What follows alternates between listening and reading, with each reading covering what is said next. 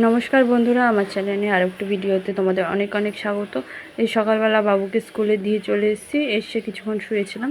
তারপরে এখানে করে নিচ্ছি চা, আর ওই যে ড্রিঙ্কসটা বানিয়েছিলাম হেলথ, ওইটা খেয়ে নিয়েছিলাম করে। তারপরে এই যে রান্না করছি, পটল ভাজা হয়ে গেছে, আর ওই যে হবে সয়াবিনের তরকারি।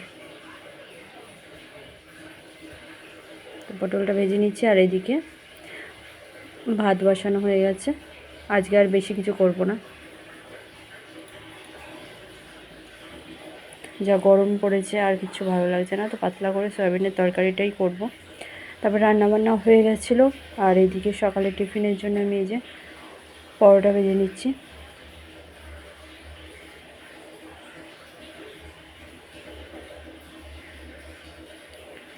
তো কাজটা সেরে একটু বসেছিলাম, আর আজকে তাড়াতাড়ি বাবু স্কুল ছুটি ছিল, সে কারণে ওকে আনতেও চলে গেছিলাম।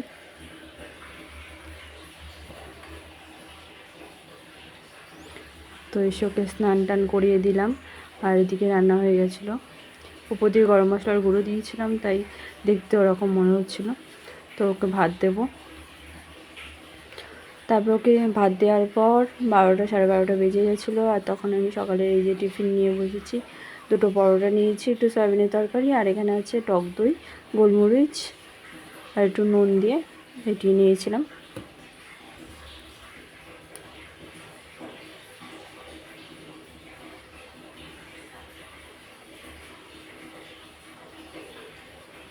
তারপরে বাইরে রোদ দেখে বুঝতে পারছি, বীভৎস রোদ।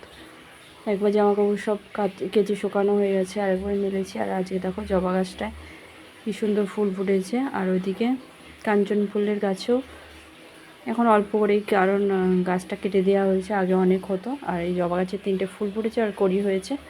তো তারপর শুয়ে পড়েছিলাম, সেলাইয়ের ক্লাস ছিল, সেখানে গেছিলাম। তো সন্ধ্যাবেলায় এসে এই যে বাবুকে ম্যাগি করে দিয়েছি, আর এই যে সকালে দুটো পরোটা ছিল, আর রাতে রুটি করে নিয়েছিলাম। সয়াবিনের তরকারি আলাদা করে তুলে রেখেছিলাম। এই ছিল ডিনারে। তো ভিডিওটি ভালো লাগলে একটি লাইক করতে।